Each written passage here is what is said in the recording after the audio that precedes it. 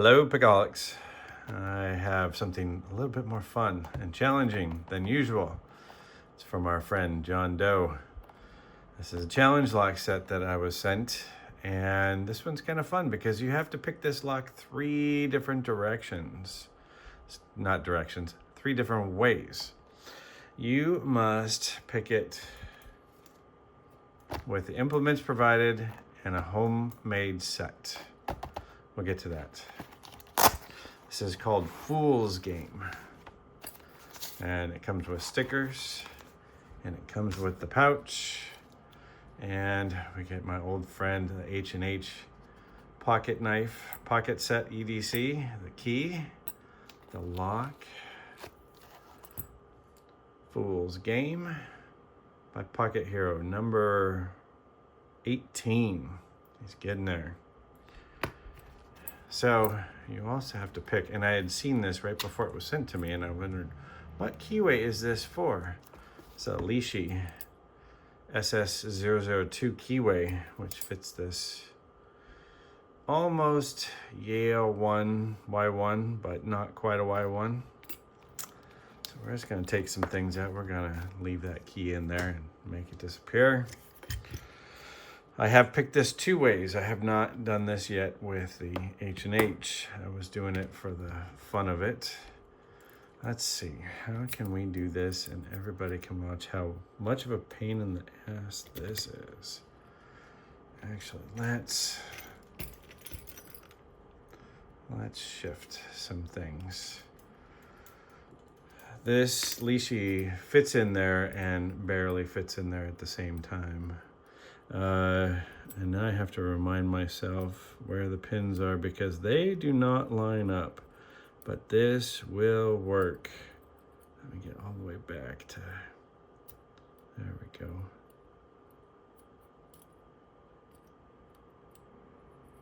Where is that one? There it is.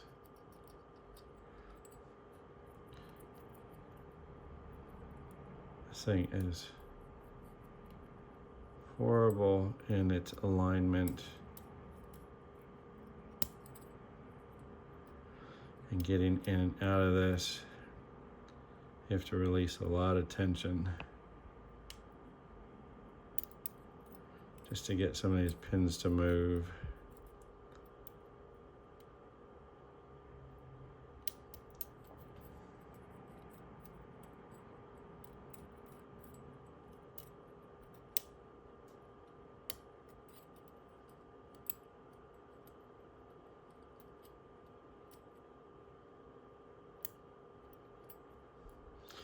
There's the false set. This thing has a pretty nasty false set. Oops, I think I just dropped something. I don't think that's the full false set.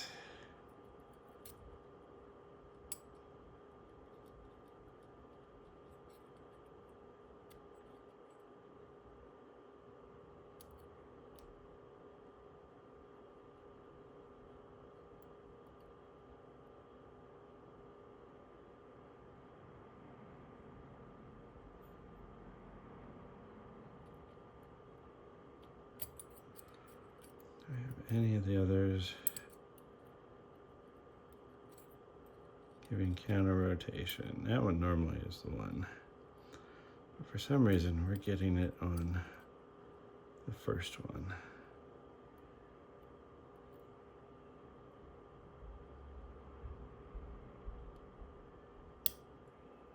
There we go. Picked one way. Let's get this out of there. You can see that is picked. That's one. Second way that you have to pick this lock is you must make a set of pick and tension. You can only use bobby pins to open this. So I found my wife gave me a couple different ones and I made a tension wrench. The other thing with this lock is that you can see this keyway. I've only been able to tension it clockwise easily with any of the tension wrenches. Let's set this back up. And then I had to make a custom pick. She had this really great flat high spring steel bobby pin, and I bent it up so, and then I brought it back and folded it on itself to give it a little handle and then put some tape on it. So this was a lot of fun to make this, and so I found I have to do a lot of bouncing on this, and I realized I don't even have the light on. So this pick ends up being about, I think it was like about 23 thousandths.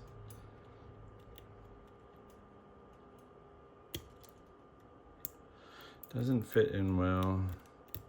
I did post a picture of me picking this on Facebook. The tension wrench doesn't work really well, and I have to wiggle a lot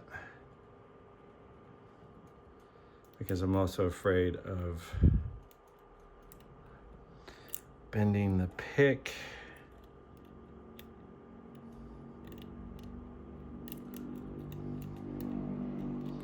And the tension wrench doesn't do a great job, but just is enough.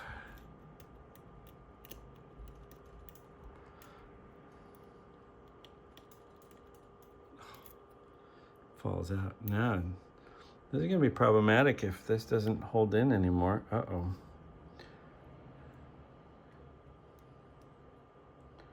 I have to be very light on the tension too, which makes this problematic all the way around.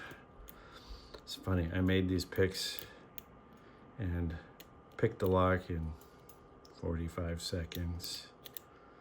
Then I went to film it and it took like 6 minutes just because, as we know, locks don't like to be on film. Come on. There we go.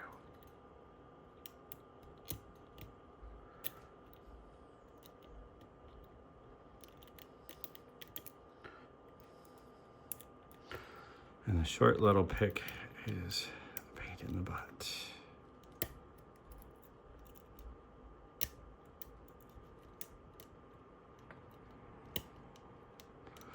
The cylinder's in it, L's it. Oh, there we go. So there's that false set again. It's a lovely false set for a Euro cylinder. And we have to, man, I gotta look underneath this. I've gotta turn this back a bit to get that pin to actually start to counter rotate as we bounce it.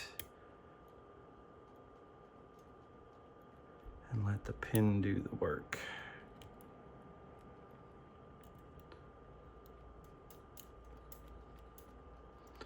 While keeping the tension wrench in there.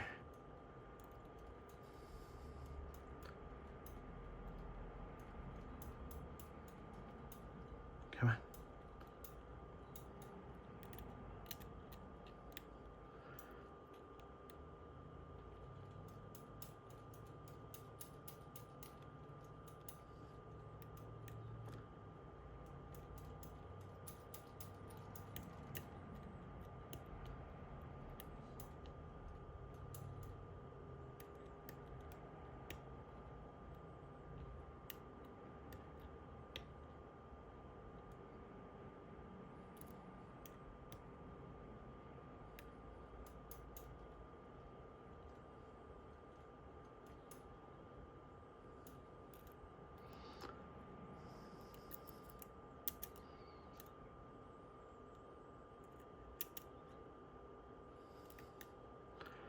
A hell of a time staying on the pin.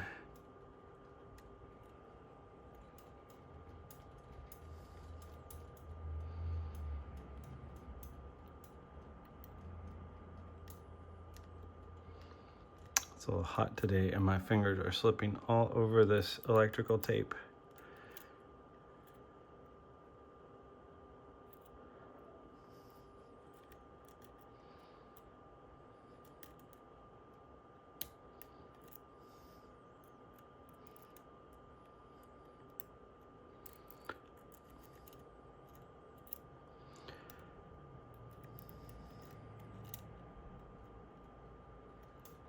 I'm going to be interested to take this apart and see what is actually in this thing.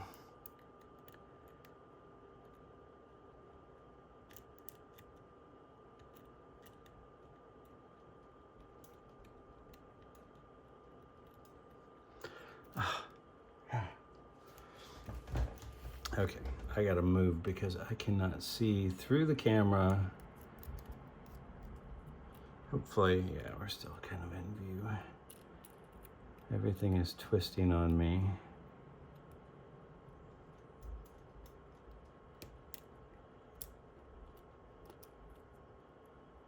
There we go. I managed to get it. There we go. Okay. Method 2. Leashy homemade bobby pin picks.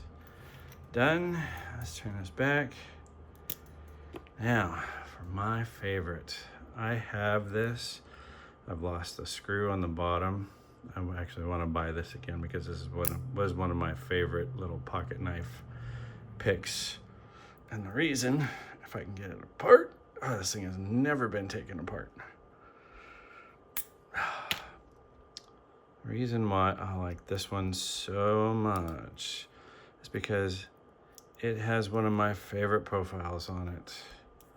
Even knowing it's a round tip, it's a DeForest.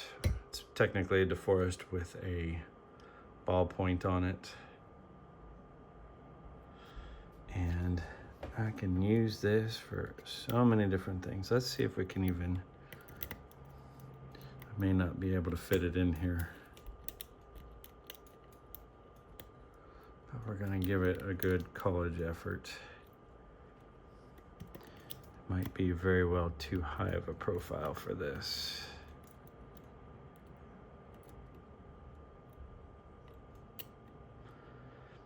And since we've lost the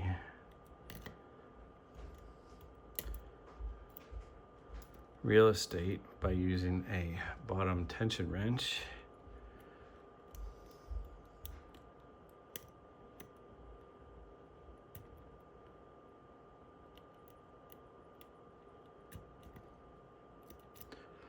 why is that thing?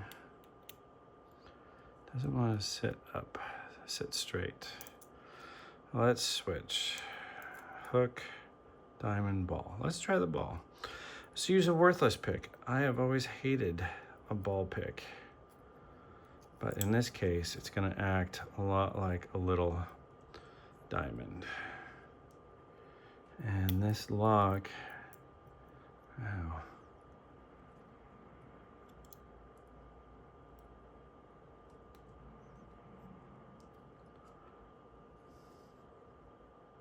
It just doesn't want to. Okay.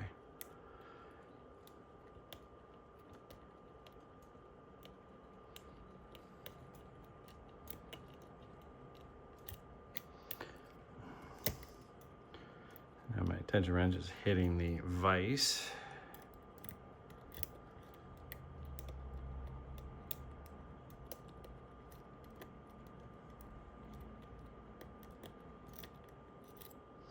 There's that false set.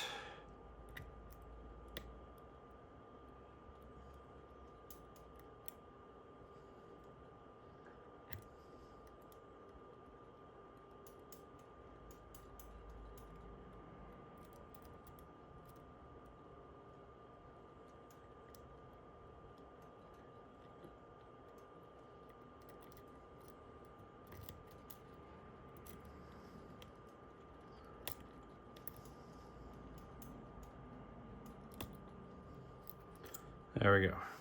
Third way through. It just keeps popping up.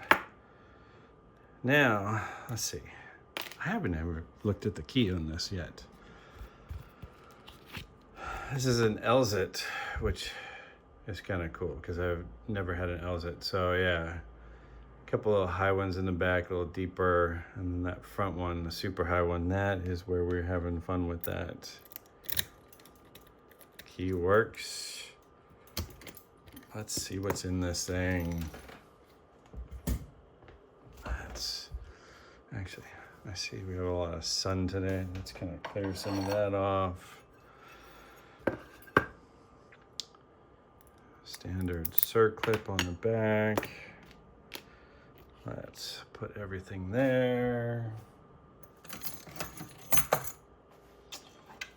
We're gonna need you. Oh, I don't have any shims.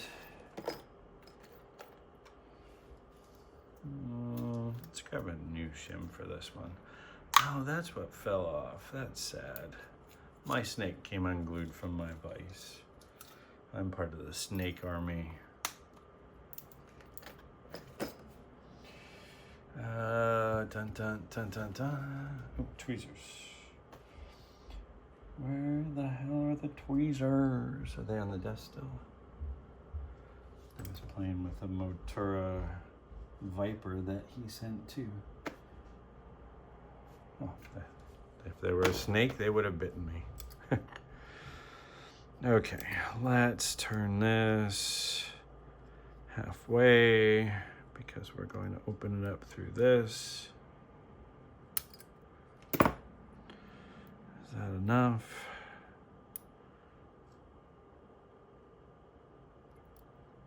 Almost.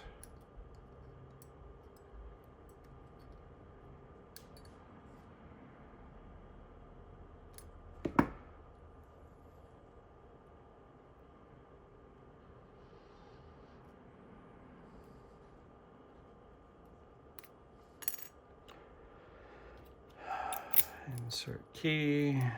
It's a little bit of a bind. I think the key or something is just a touch high. Goes in pretty well. And the shim is through the front. This is something I always do, is I use the shim to push the plug out and just make sure that I see it right there. That way I know I'm all the way in. Ooh, a little bit big. Yep. Some overmilling trench traps, as we can see. Come on, focus. Focus. Focus. Focus, focus. Pick a different camera. We can see there's some stuff up top. Overset traps, serrated. Serrated overset. A little torpedo-ish type. And another spool overset. And there we go. You can see threading in 2 and 4. And these large lay down overmilling trench traps.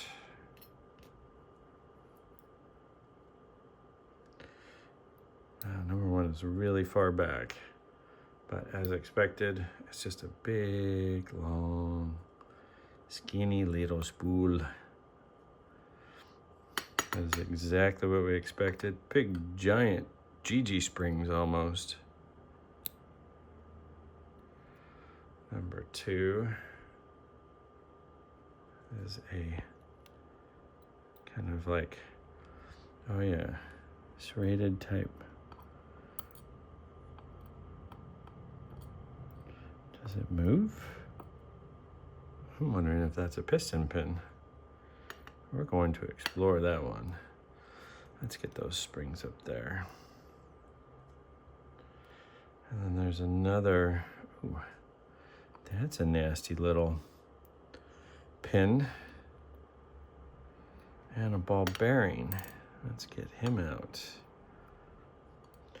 To hold that spring in place and to act like a drunken spool.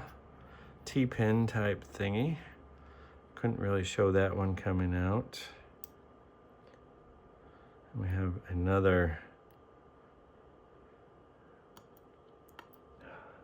It looks like a little cup or a real hourglass. And number 5. And number 6 is, oh my goodness. Really? A rattlesnake screw thing. Thing. We're gonna call it that. It's the thing pin. Hopefully, John, you're okay with me calling it that. Now let's do a little quick close-up of the pins. So there's a nice Ford. So just a spooled over set, long skinny spool with that lay down. We're gonna pull that one out. Serrated bottom, this is a threaded one. I forgot to look up in the upper. Then the big one had this little T-pin with the ball bearing above it. A lot of fun. And then this is a rattlesnake on a screw. Serrated oversets, kind of like a torpedo, because when you chamfer the top of that pin, that creates pushing against and a counter rotation, unlike when you do a flat-lipped bottom pin. And then this little hourglass one, that thing is pretty. We're also gonna check effectiveness, but we forgot to look in the upper. Actually, it looks like there is nothing up there. 5, 4, 3, 2, 1. Nope. Now he didn't punch the top and go through the top. But let's look at this one. No, it is not. But it...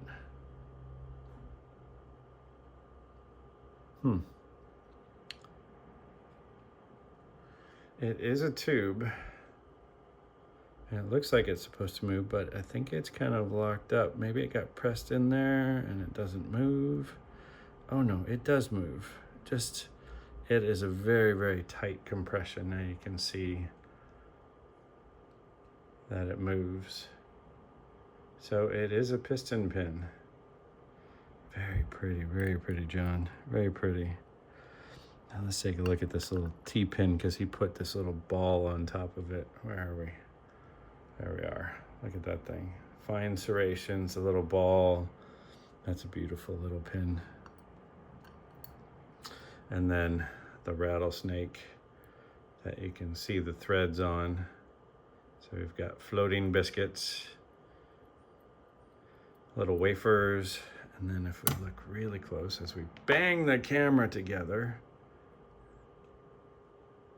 you can see the threads in there of it being a screw, and that was down. That's a nasty little fun lock. So once again, thank you, John Doe. Jose, I appreciate it. This was a lot of fun. This is going to loose. I think I'll send it off before I post this video. And that is Fool's Game by Pocket Hero, otherwise known as John Doe, Jose, locksmith from Hungary.